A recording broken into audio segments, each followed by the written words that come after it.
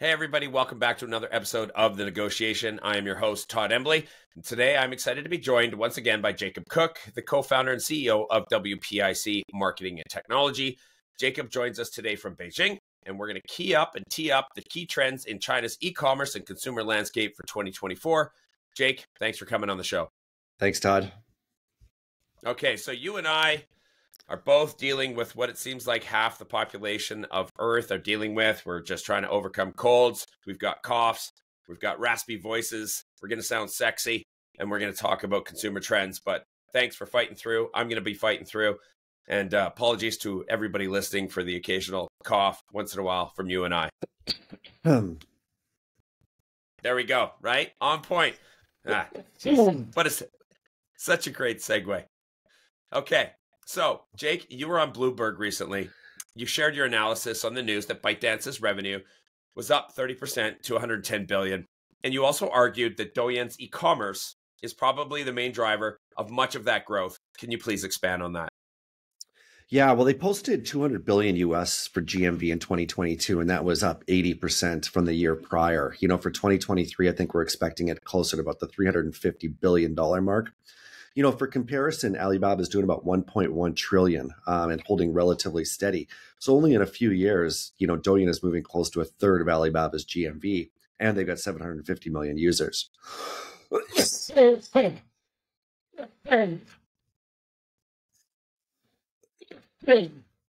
of editing, bud. Lots of editing. You know, and just to give you an idea of the Douyin model, traditional e-commerce depends on, you know, search-based journeys that support customers in finding products that meet their style, you know, design and brand expectations.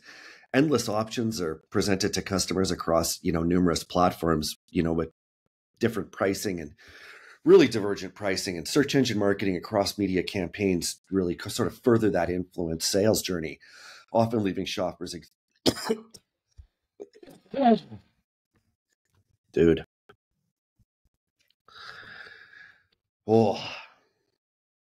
Editing's I don't know what to do easy, here, man. Don't worry about it. The editing is super simple. Yeah, but it's throwing me off too. Okay. We can't be coughing up phlegm in the middle of answers here.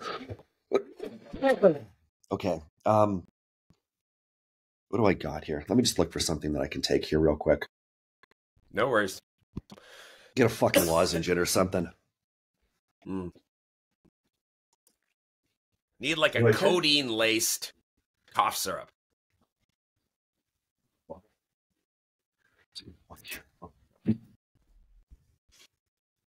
do we got?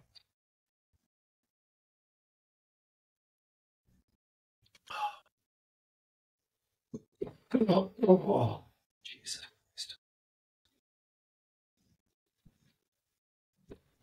Well, I got a fucking lozenge here, so let's see about this bad boy.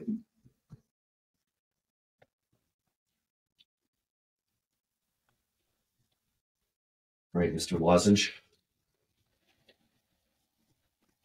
Okay. So I answered the first question. To make editing easier, why don't you go ahead and ask me now? I just used the GMV numbers, right? So is the segue there? Why don't you say, could you explain the Douyin model, and then I'll walk right into it. Let me just look at this. Different space for individual products.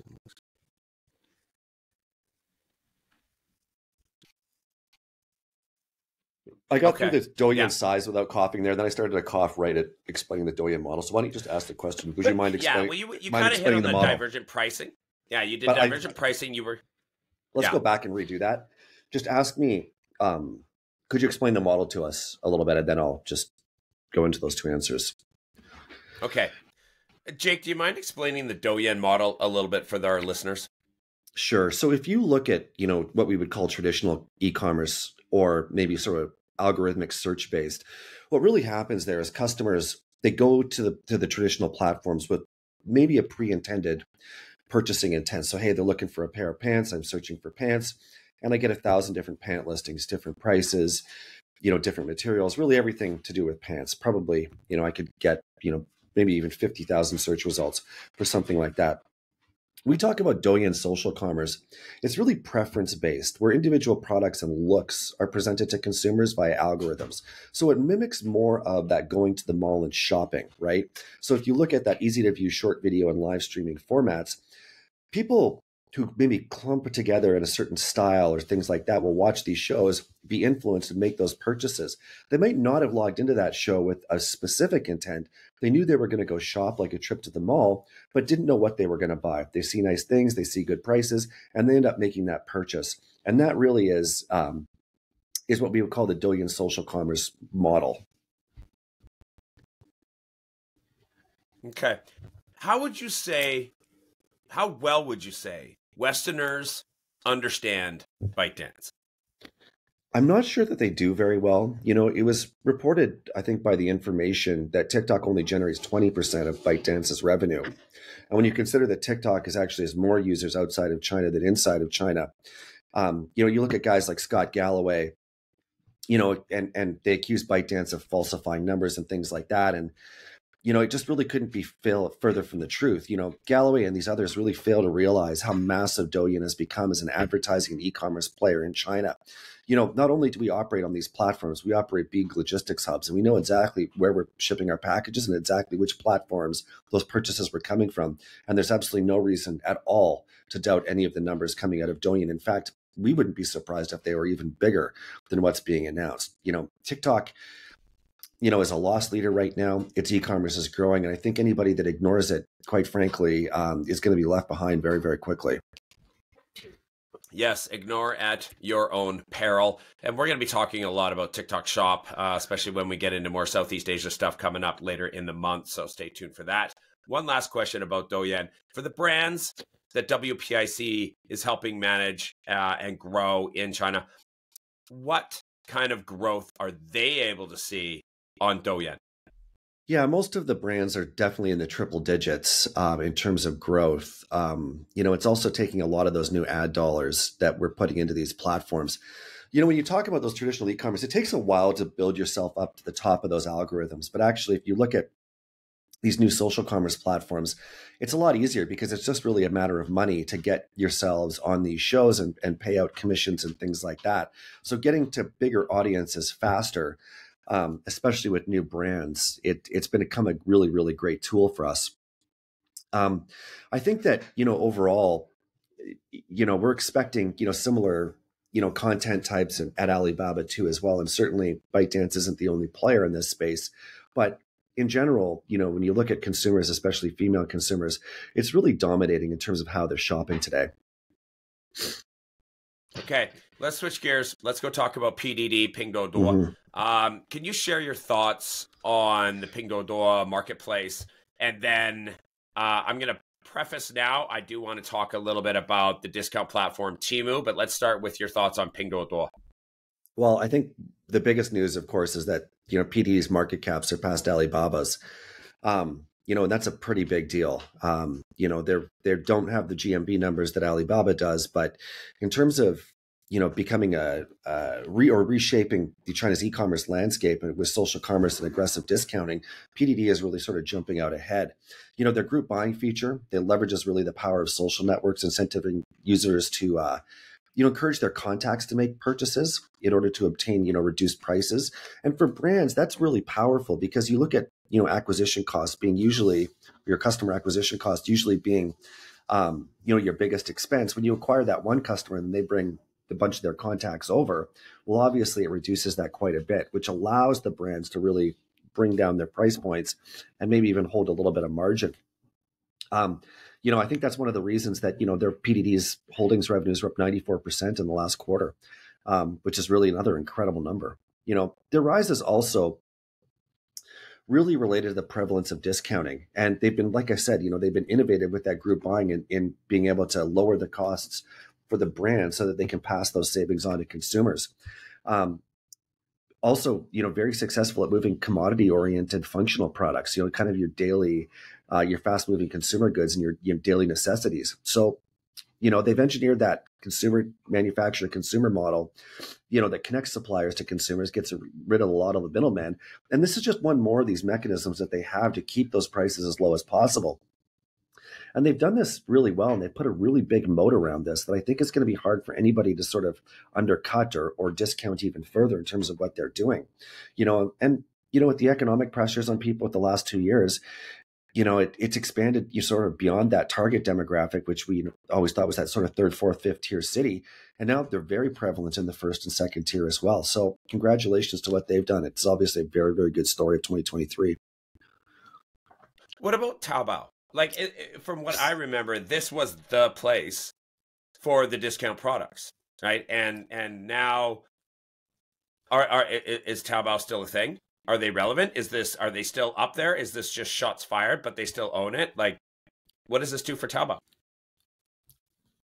As part of Alibaba's reporting strategy, we're not getting a lot of the individual platform numbers going forward, but people in the industry are absolutely made that connection.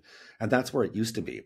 And so what, like I said, what PDD has sort of done is Taobao was what we called C2C, right? And it was, kind of grassroots level, cheap products to people and what have you. But what I think PDD has done, it still wasn't super cheap for manufacturers to advertise or for sellers to advertise on Taobao. But again, with that group buying function and what they've done there, that's made it a lot cheaper to advertise, bringing more customers, and the connecting of the actual merchants with PDD and what they've done there to go directly to consumers, and of just a much wider variety of products. What they did in agriculture was amazing. So I think that they've really eaten into Taobao from everything that we've seen. So we're going to have to see, does Taobao start to, they have that massive user base over at Alibaba, so you can never discount that.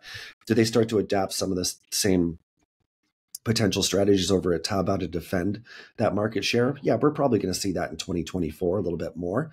And we'll have to see what that does overall. But yeah, you're right. That's exactly where the market share has come from for PDD. Okay. Let's talk a little bit about Temu. Temu is interesting because I've got the app. I'm using it over here in North America. I have seen the ads start to funnel through on my Instagram or through my Facebook. I have actually even seen in some Facebook groups, some local rant and rave, just local residents out here in the middle of the Rocky Mountains in Canada, actually asking, hey, anybody know anything? Can you rant or rave about Temu? Tell me a little bit more about it, things like that. So it is penetrating. It is getting noticed. It is out here. Tell us more about Temu. Yeah, well, in terms of Canada, it's a little bit different because shipping costs are a lot higher than they are into the US. There's some agreements that the US has in terms of inbound shipping, but then almost make it subsidized a little bit by the US government. In terms of what Temu is filling, keeping prices down in a high inflationary environment, they're doing a very good job of that. I don't expect those subsidies on shipping inbound to continue forever, but it's impressive what they've been able to do. I think it still has held the record for 2023 in terms of being the #1 downloaded app inside the US. It's good. If in their latest statements, I think it was just a little bit over 10% of their overall revenue, though. So we're not really sure how much of the market cap is driven by Temu. Probably not a lot. We know that, AliExpress and these other apps that actually do dominate Temu in other Asian countries, for example, hasn't been a big contributor to Alibaba's market cap as well. So yeah, it's interesting for sure. It was a natural progression, as they made relationships with all these manufacturers. It was great to give them really an outlet to be able to sell their products abroad too as well, usually at a little bit higher margin for them. So it's very interesting for sure, but it is probably not a heck of a large proportion of their overall market cap, just compared to what PDD is actually doing inside of China. Okay. So that leaves us needing to talk about Alibaba. And where does all of this leave Alibaba, in your opinion? Well, it's still a dominant player. For brand strategies, we definitely continue to advise that Tmall should remain the cornerstone, really the tip of the pyramid of a brand e-commerce strategy in China. But the brand should be activating on multiple marketplaces and social commerce. We've really built that infrastructure at WPIC so that once your product's here, once your customer support has changed, once you're making all of these product pages and taking all of these shots and making dynamic content, that it actually makes a lot of sense to share and disseminate that content over lots of platforms. Tmall is going to bring you a lot of market credibility, but there's just a ton now, really kind of operating in what could be, including the cross-border platforms, like 7 or 8 really sort of significant e-commerce platforms now in China, which is way different from 4 years ago where it was just Tmall and JD.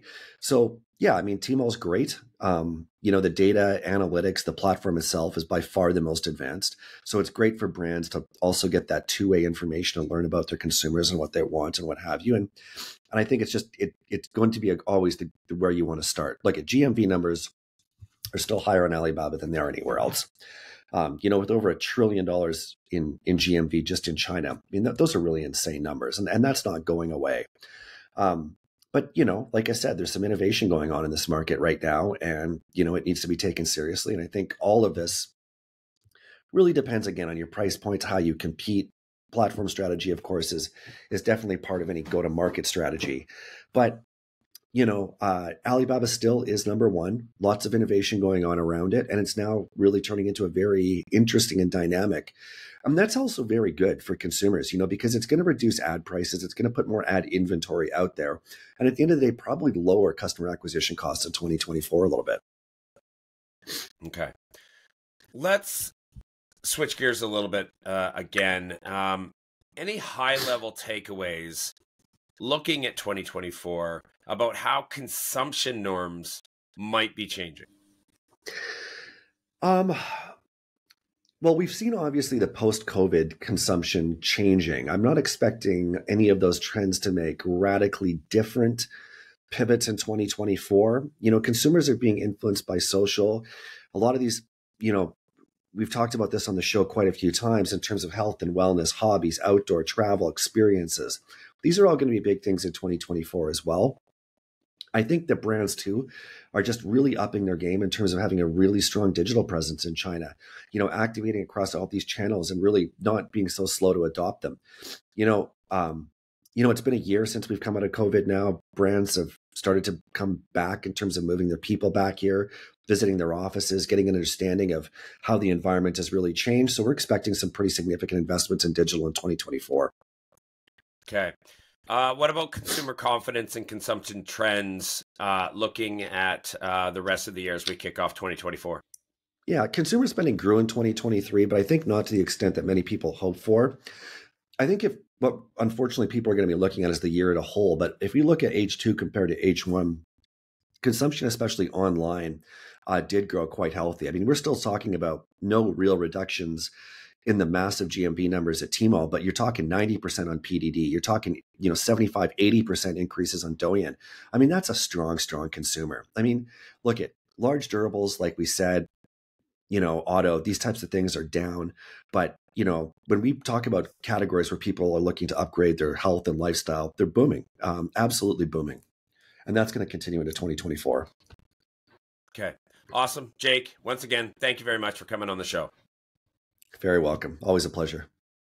Okay, for everybody listening audio only, don't forget to head over and check out our YouTube for YouTube Shorts and more content and information over there. And for those of you watching us on YouTube, please don't forget that the audio only version is available everywhere that you get your podcasts. So for myself and everybody behind the negotiation, and for Jake joining us once again, thanks very much for listening. We'll see you next time.